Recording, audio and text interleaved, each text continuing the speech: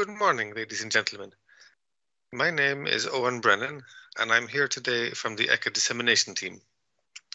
It will be my pleasure to open this webinar on how to search data in the SCIP dissemination portal. During this webinar, we will have a session on SCIP dissemination for consumers from my colleague Panja Lehtinen, also of the ECHA dissemination team. We will have an introduction to SCIP dissemination for waste operators from my colleague Telmo Vieira Prazeres from the Exposure and Supply Chain Unit. And we will close with an overview of SCIP dissemination for article suppliers from my colleague Clara Rueda from the Submission and Processing Unit. I hope this webinar will be useful and informative for you. So with no further ado, let me hand over to Panja, who will introduce the new features of the SCIP dissemination portal and suggest how the portal can help consumers. Some ground rules. You are free to ask questions at any time via the Slido program. The event code is SCIP 2021. You are free to send questions at any time, and we will answer as many as possible until 1 o'clock Helsinki time. Note that we can only answer questions related to the scope of the webinar. And if your question is not answered by the end of the webinar, please feel free to send it via our contact form.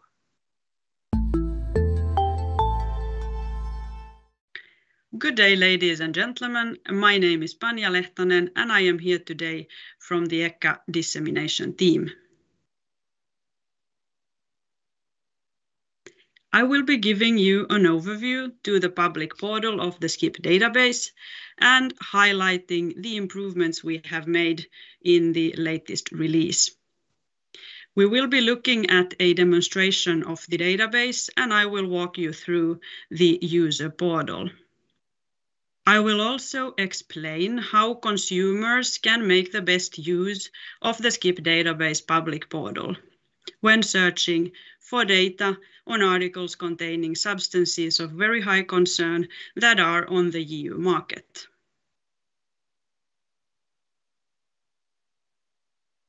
The main improvements is the publication of the simplified SCIP notifications, the SSNs. The database already contained information on 6 million notified articles. To these will be added the further estimated 6 million or so SSN notifications. And it will be possible to search using any valid SCIP number which is published. Let's go to the ECHA website and have a look. The SCIP database public portal is accessible in various ways depending on your preference. Via the ECHA website homepage, the search pages, and the information on chemicals page, as well as via the SCIP section of the website. And here it is. When the database portal opens, first you will be in the Articles Notified tab, where you see the full list of notified articles, along with some useful icons.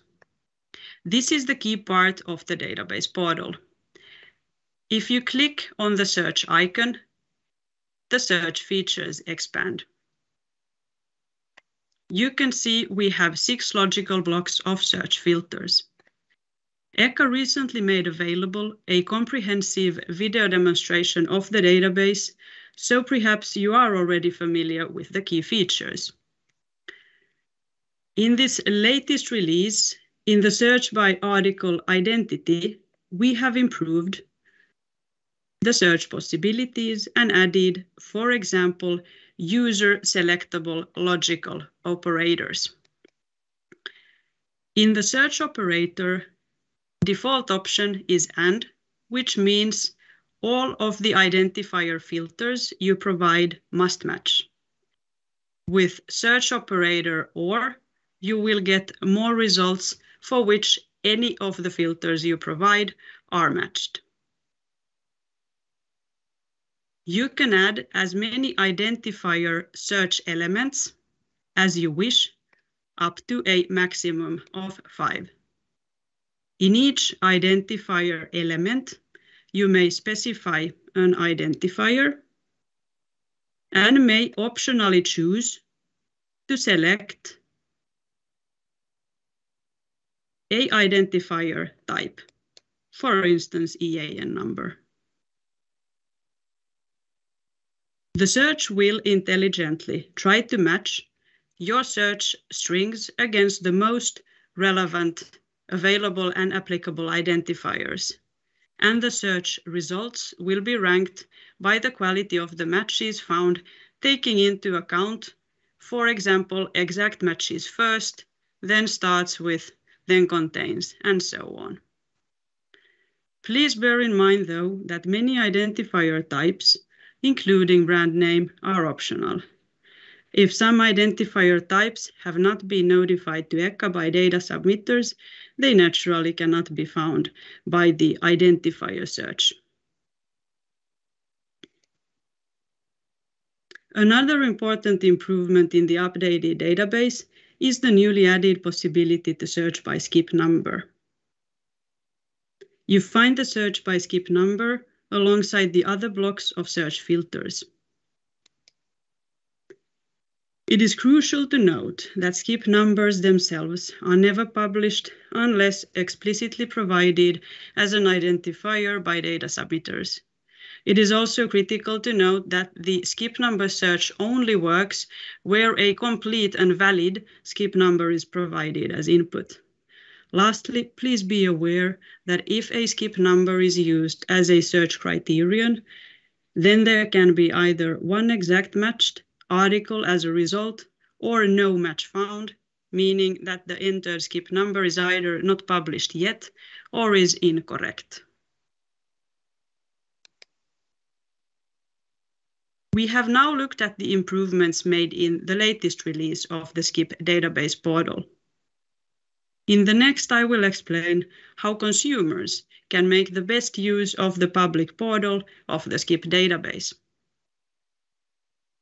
The SCIP database is for consumers a new source of information to find out on the presence of substances of very high concern in articles and products. Consumers have the possibility to consult the database and find out what chemicals are present in certain products on the EU market. The SCIP database search block on the article category lets you search in brief based on what the article is or is used for. Article categories are defined by the tariff list, which incorporates the combined nomenclature CN code system. For example, we are interested in article categories relating to household to improve knowledge on potential harmful substances in household articles and products. This can make a consumer more informed about the types of articles and products that can contain concerned substances, and as well it allows to use this information then to evaluate later purchasing decisions as an example. Since there are around 20,000 article category codes, we have a feature called pre-search to facilitate finding your desired choice.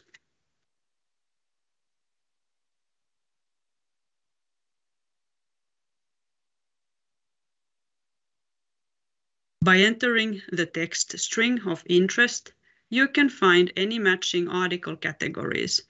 It is important to click to the search button included in the pre-search area to trigger the pre-search.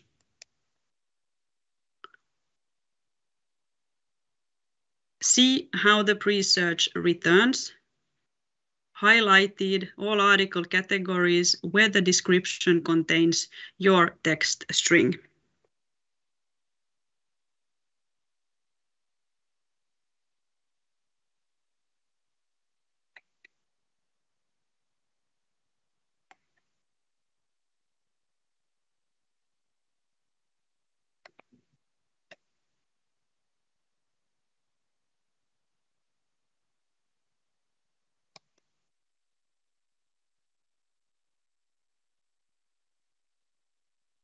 Then you can select as many or as few article categories as you wish.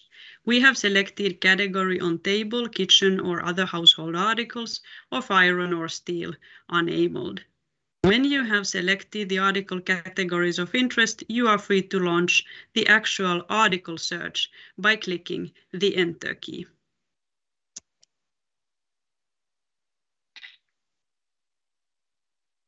The result will be any articles relating to any one of your selected categories of interest.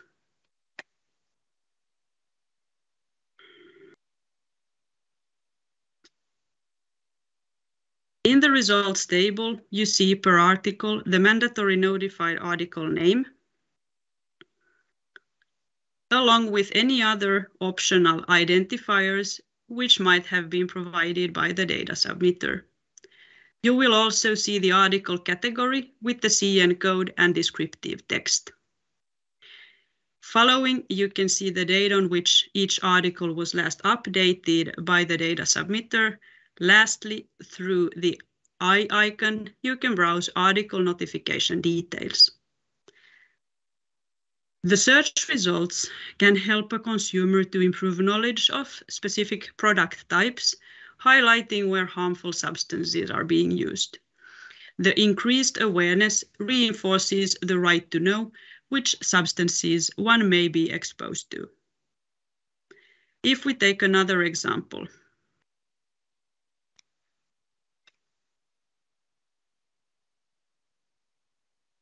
the database allows you to search by the concern a substance poses. These are the reasons which trigger the addition of substances to the candidate list. For example, because the substance is carcinogenic, toxic to reproduction, hazardous to human health or the environment, has respiratory sensitizing properties for human health, is endocrine disrupting, and so on. We are interested in household products that contain substances where the concern is respiratory sensitizing properties for human health. In the SCIP database portal, the search filters can be combined in any way you wish. In this case, we are searching with article category and the concern.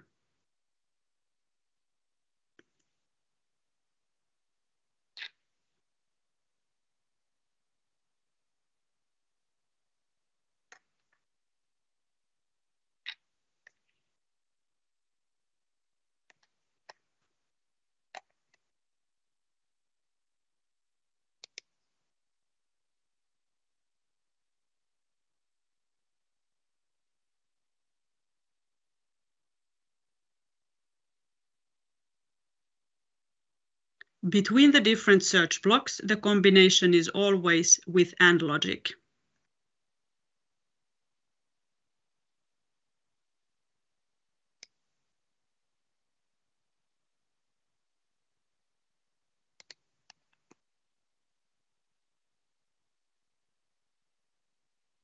On searching, you will find articles for the selected article category that contain at least one substance with the selected concern.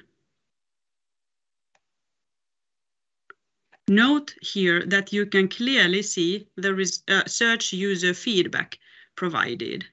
The search results table shows why each article has been returned by the search. Matches on article identifier or category have no feedback, since these are always shown in the results table by default. Search result matches by other filter criteria will trigger user feedback as shown here, indicating exactly why each article has been returned by the search.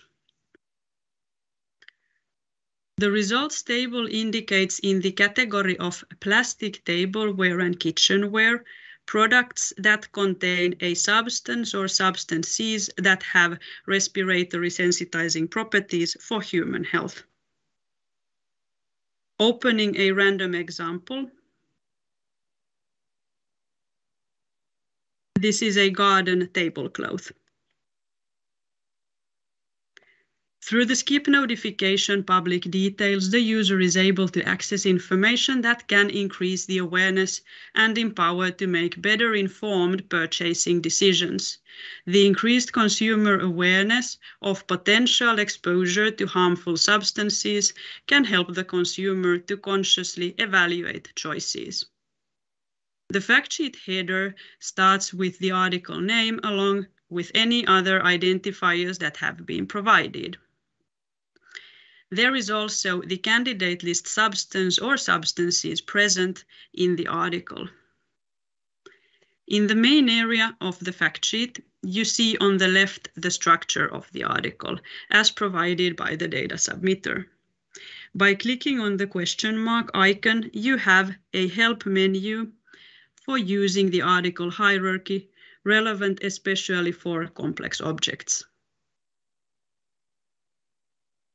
This is an article as such. You see the name, the primary identifier, article category tariff code, an indication of whether it is made in the European Union, and any provided safe use instructions. At the bottom of the hierarchy is the candidate list substance information. There is an indication of the material or mixture in which the candidate list substance is incorporated, and an indication of the percentage weight by weight at which it is present. You will see also the name and identifiers of the substance as presented in the candidate list itself. The substance name is a standard link to the substance info card page, where you will find the full public summary of the data ECHA holds on that substance. There is also a link via the eye icon directly to the specific candidate list entry relevant for the substance, where you can find details of the decision adding the substance to the candidate list. The increased transparency on hazardous chemicals in articles and products brought by the SCIP database can help consumers to make better informed choices when buying articles and products. The SCIP notification public details support the consumer to consciously choose, for example, to investigate if safer alternatives exist.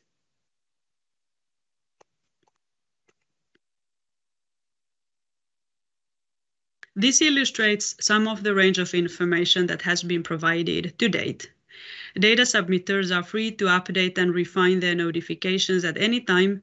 The portal will always update to show the latest submitted data per notified article. This concludes the demonstration. Thank you very much for your attention. So, good morning, everyone. My name is Tomo Vieira Prazeres. I work in the Exposure and Supply Chain Unit at ECHA, and today I will present you the SCIP, how waste operators can find data in the SCIP database to support their business.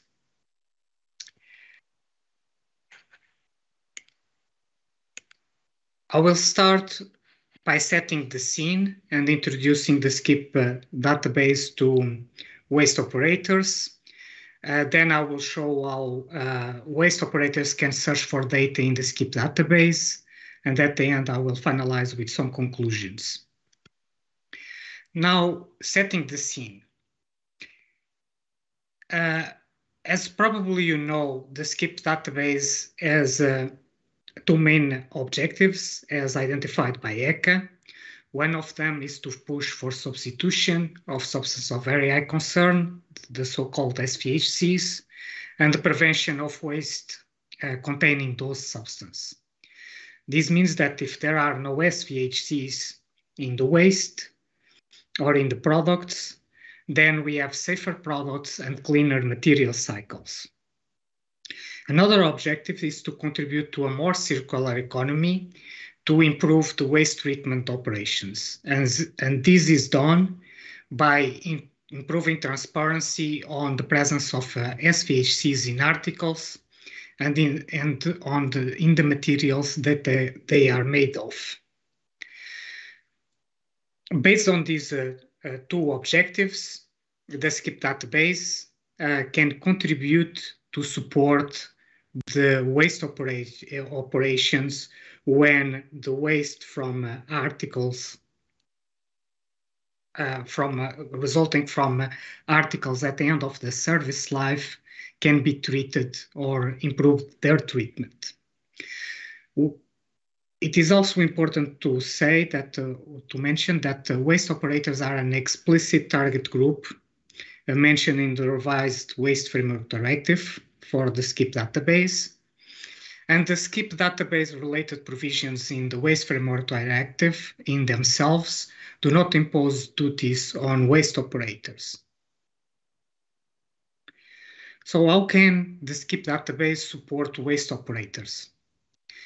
The SCIP database, as I said before, makes additional information available to waste operators, in particular on the presence of SVHCs in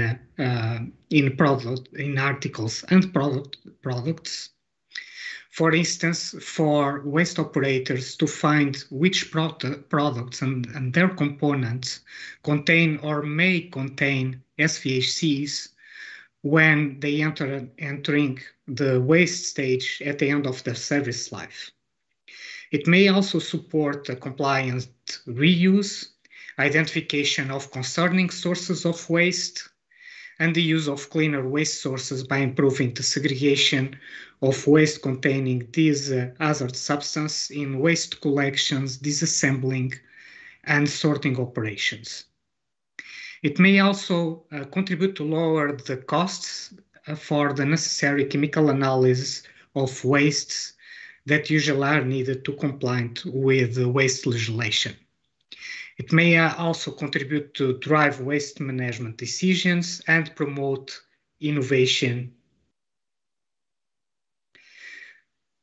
However, it is important to notice that the waste chain is a complicated chain, and there are also many types of groups of factors or operators which are dedicated for certain specific waste stage operations. We have, for example, waste operators dedicated to collection, disassembly, preparing for reuse, sorting, recycling, and then for incineration and landfill at the end of the waste chain. And all these operators that are dedicated to these waste treatment operations have different information needs. The SCIP database can support waste operators to find information because they can find information at different levels. They can find information at the article or product level, which can be retrieved via the identifiers or the identification of the article or the product. They can also find information by searching for a product at the product family level, for example, via the article categories, which are based on the combined nomenclature or tariff codes and descriptions. They can also find information based on material-based waste stream level, identified via the material categories or the mixer categories.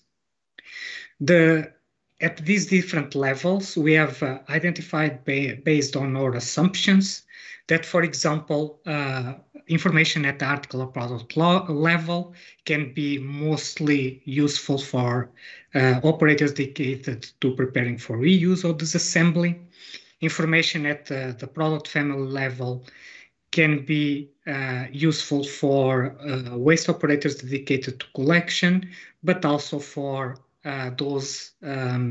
some of those operators dedicated to disassembling and preparing for reuse. And information at the material based waste stream is mostly useful for operators dedicated to sorting and recycling. In the next part of my presentation, I will show how different waste operators, based on their needs, can find some information. I will show some examples, and they are not intended to be exhaustive. They just show how you can use the SCIP database to find certain information that can be useful for your specific waste treatment operation that you are carrying out. Now, how to search for an article or a product. For example, if you are a waste operator dedicated for preparing for reuse, you can, in many cases or many situations, find specific information for a specific smartphone. If you are working, for example, if you are receiving devices from specific brands, and usually you can find information about the presence of the SVHCs in the smartphone or its components by finding the information on the specific device that you have on hand. In this case, in most of the times, you can find information on the identification of the smartphone on its label. It can be this way of finding information can be also useful for certain operators that are dedicated for disassembling. For example, if they wish to remove certain functional parts from devices that that are not functioning anymore. In this case, you can use the article identity section in the SCIP database portal by using the different identifiers, where you can use the name, you can use the brand, and also select the type of identifier that you want, that is a brand, the model, or also, for example, alphanumeric identifier, like, for example, DIN, the European article number, or the barcode number. And you can use also different operators, the AND or the OR, to perform your searches.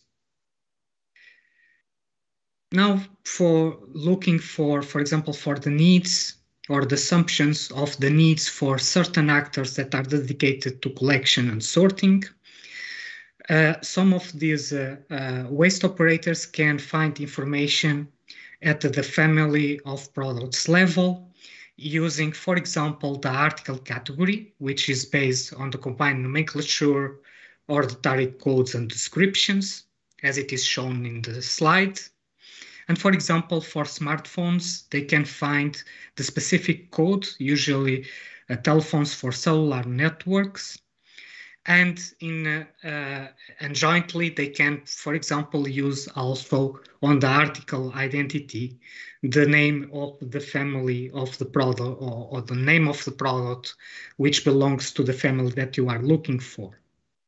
And in this way, you can retrieve information for a number of smartphones that contain candidate list substance, which were reported to the SCIP database by the respective producers or importers. Now, if you are, for example, a waste operator dedicated for sorting or recycling, for example, if you are trying to find articles made of low-density polyethylene with candidate list substance, or if, for example, if you are a waste operator dedicated to sorting, or for example, if you are a recycler and you would like to find information, for example, on the type of articles or products which contain SVHCs,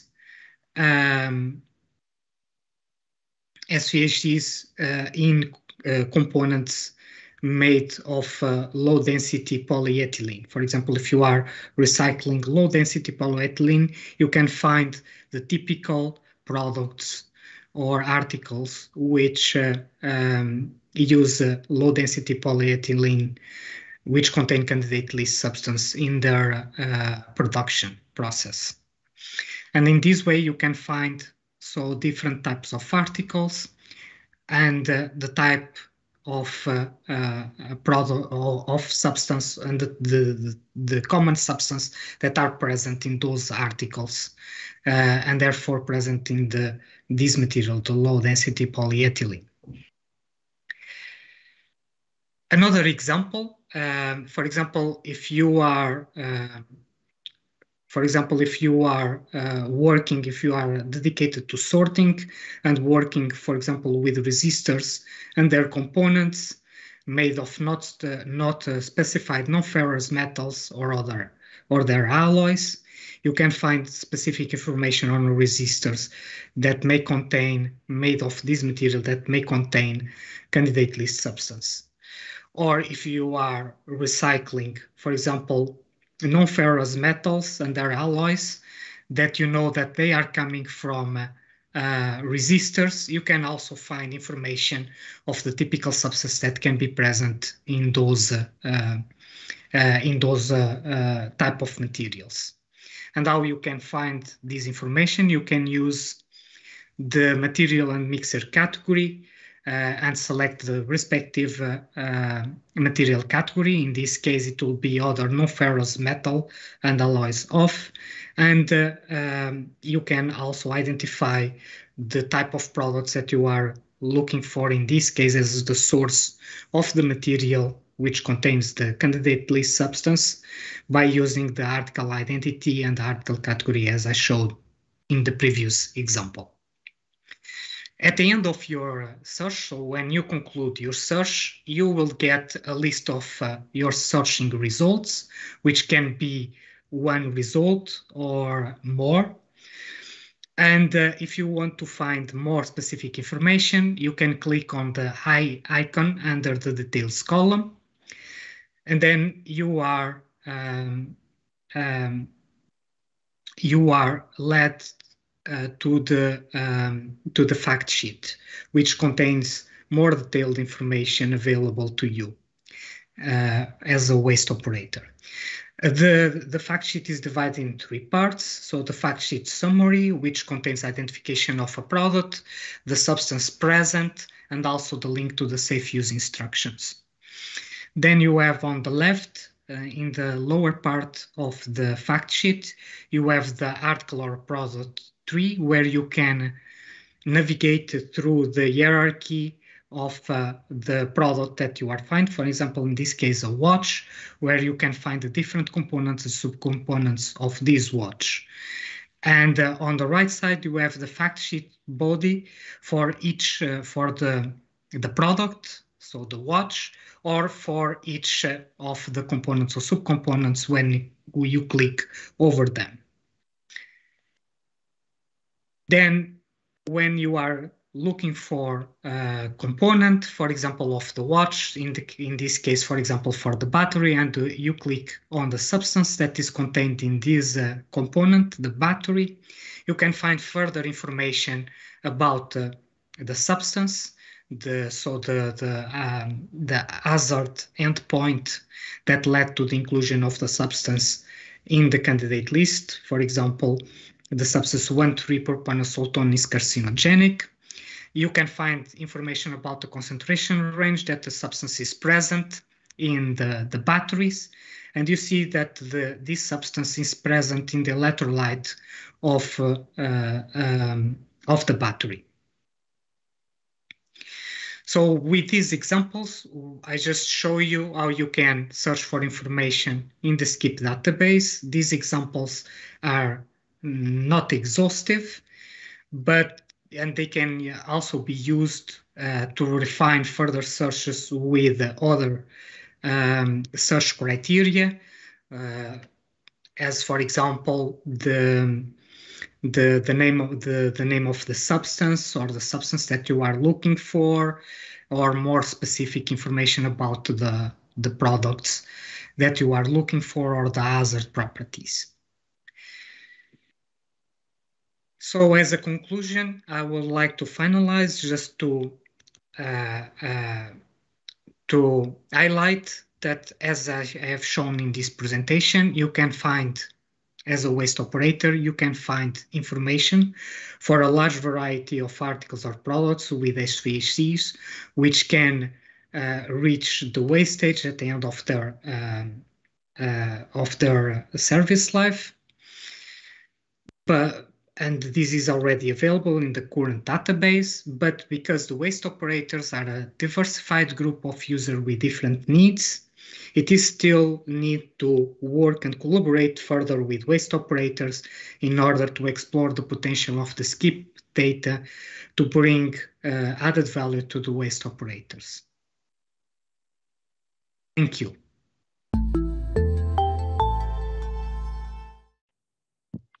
Hello, my name is Clara Rueda, and I work on the submission and processing unit at ECA. Welcome to my presentation, SCIP dissemination for suppliers of articles. Today, I'm going to share with you how the data that the SCIP database is making available can be relevant for and a support item for industry who is placing in the market articles containing substance of very high concern and that may have an obligation as a result of the Waste Framework Directive revision. On the first part of my presentation, I will share with you how SCIP can support you in the use of the simplification mechanisms that ECA designed to comply with the SCIP duty in a more easy way by allowing to comply with this duty by doing referencing to data previously submitted to ECA, okay? And on the second part of my presentation, I will share with you some items that we have compiled looking at the data that has been already submitted that you should consider on your notification strategy. Let's start. ECA, in collaboration with duty holders and other stakeholders as users of the data, has developed tools that allowed different actors that are supplying in the market the same article to comply with their duty by referring to data that has been previously submitted. These tools facilitate the submission of SCIP notifications to ECA and keep consistency of the information that is submitted because these tools avoid the multiple reporting of the same article many times by different actors in a supply chain. These tools are the Simplified SCIP Notification, SSN, and the referencing in a SCIP notification dossier. The Simplified SCIP Notification has been mainly created for distributors that receive and supply an article without changing it. In this case, the duty holder can benefit from a simplified notification referring to data that has been previously submitted, for example, by his supplier. They don't need to prepare any dossier. This option can also be used, for example, for companies that belongs to the same corporate group. So one of the affiliates can submit the dossier with all the information, and the other affiliates that are placing on the market the same article can refer to the data submitted before. The second tool is the use of referencing in a SCIP notification dossier. This will be used mainly for assemblers that are placing on the market complex objects. When they are preparing the dossier, they can benefit of and create a less weight dossier, a less complex dossier by including the information of some components by referring to data that has been previously submitted instead of re-entering it on the dossier. It's important to remember that each duty holder is responsible for the data submitted. So it's up to the individual actors to enter into the necessary agreements to use these voluntary tools. More details on when to use these tools and how to use them are available in a support document that is included here in the slide called Tools to Refer to SCIP Data Already Submitted to ECA, which is available on our website. We have recently updated it and we are also working on its translation.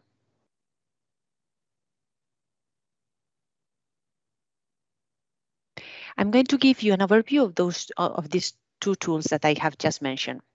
The first one is the simplified skip notification.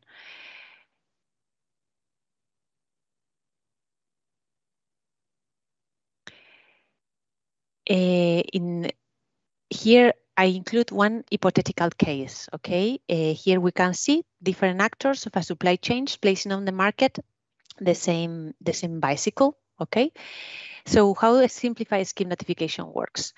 The idea is that, for example, the assembler of the bicycle, the legal entity one, prepare a dossier with all the information that is required in a skip notification and submit it to ECA.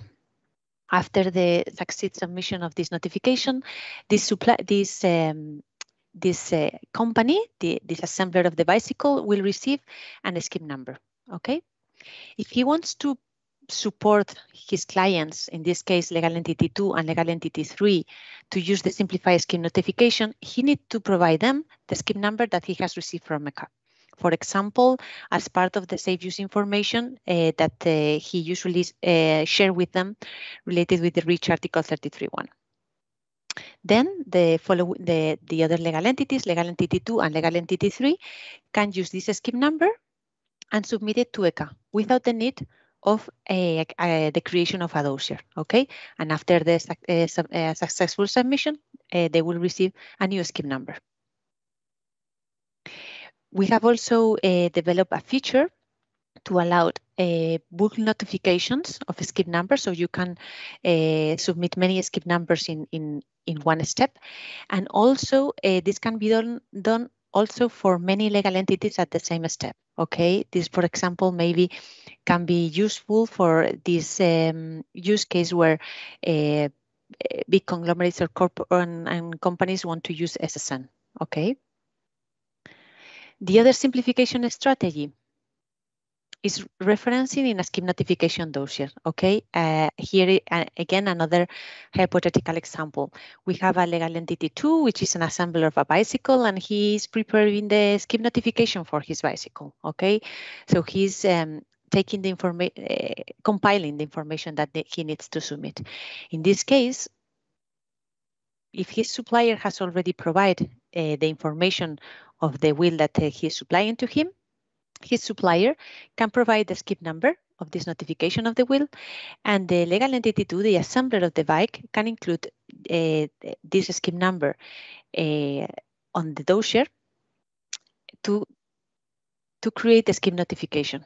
Okay, so instead of re-entering all the information related with the will, he just will include the skip number. And in our systems, in ECA, we will make the connection between this notification and the notification related with the will. Okay, the notification this company is referring to.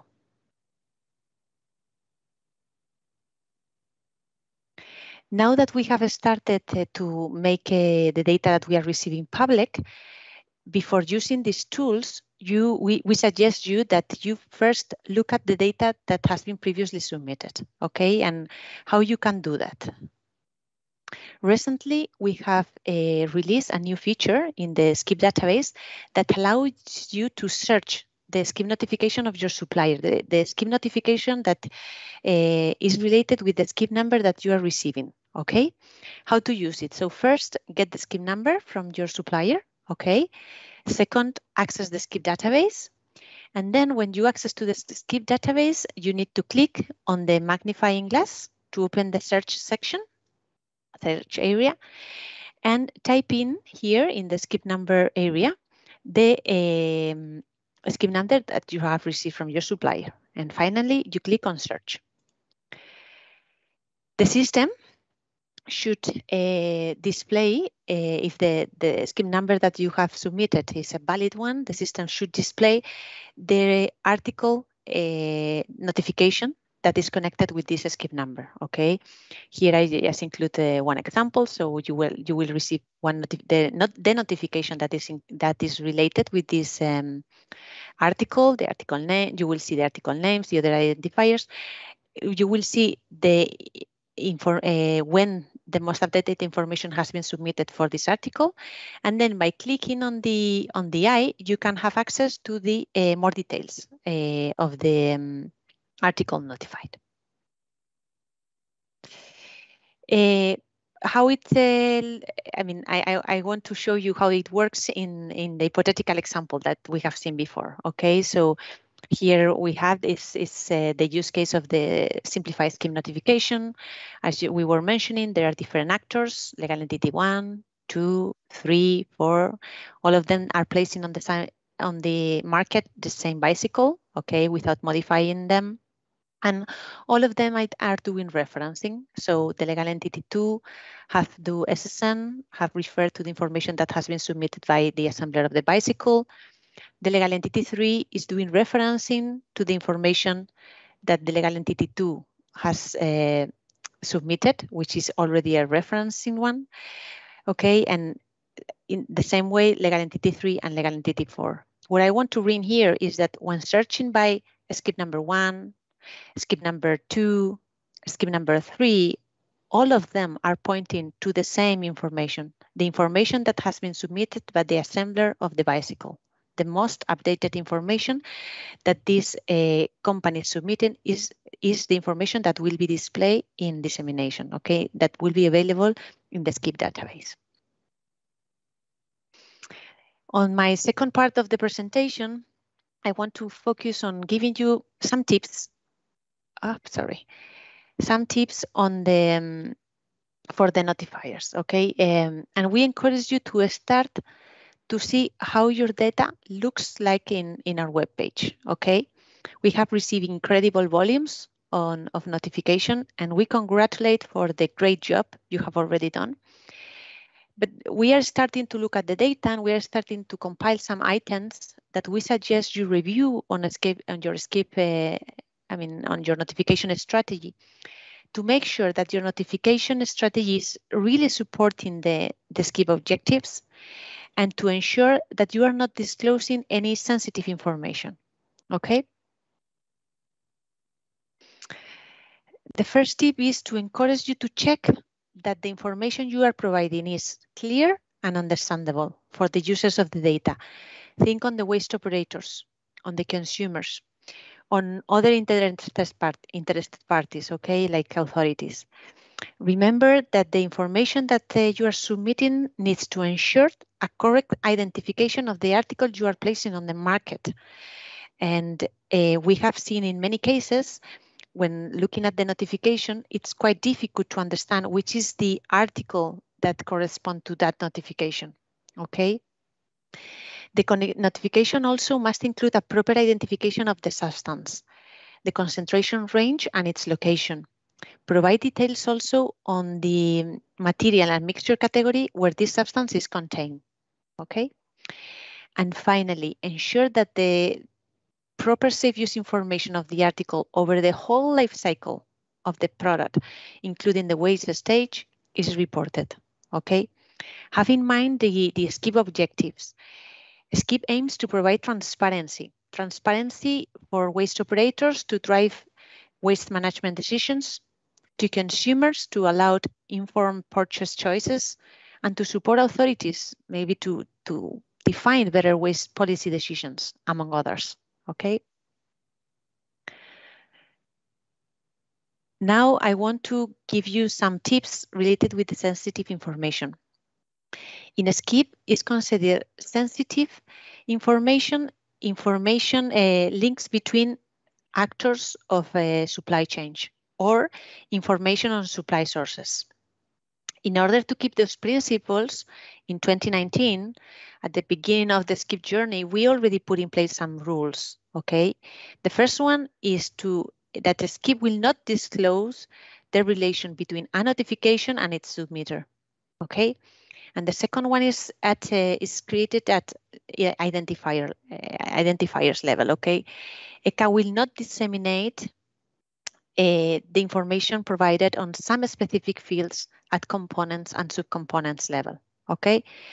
We recommend you that you go to our support documentation and have a good understanding of the fields on each notification that will be public, and that you ensure that your sensitive information is not included in the fields that will be published. Okay.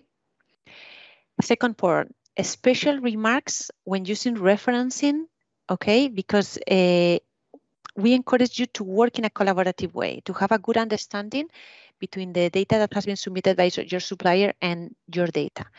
Why? Have always in mind that when you are using referencing, for example, when you are using referencing in a complex object, the final information that will be published is the information that you are referencing to.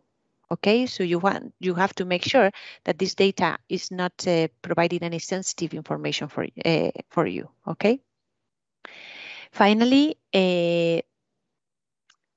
please make sure that you are not including sensitive information about your clients without a previous agreement. Okay, for example, client's brand or other identifiers.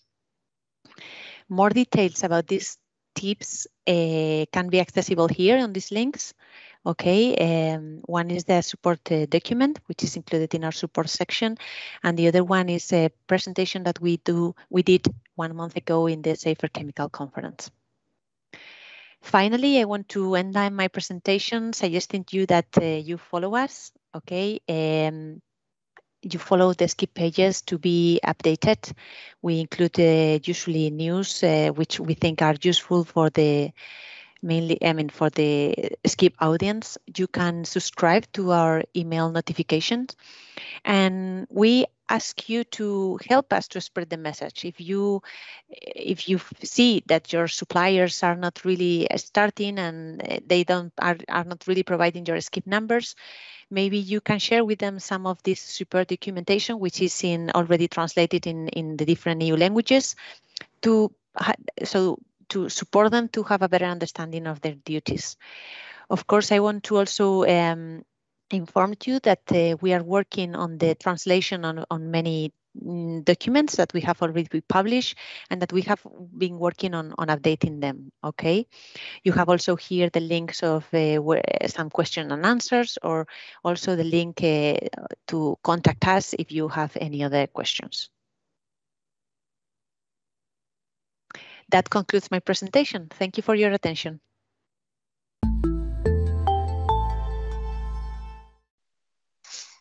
In closing, I would like to thank my colleagues for their presentations and to thank you for your attention, ladies and gentlemen.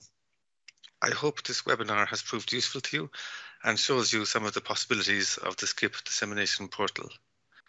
And may I remind you that you feel free to answer any questions you wish until 1 o'clock Helsinki time. We will try to answer as many as we can. And if your question is not answered by the end of the webinar, again, feel free to send it via our contact forms. Thank you very much for your attention and hope you have a good day.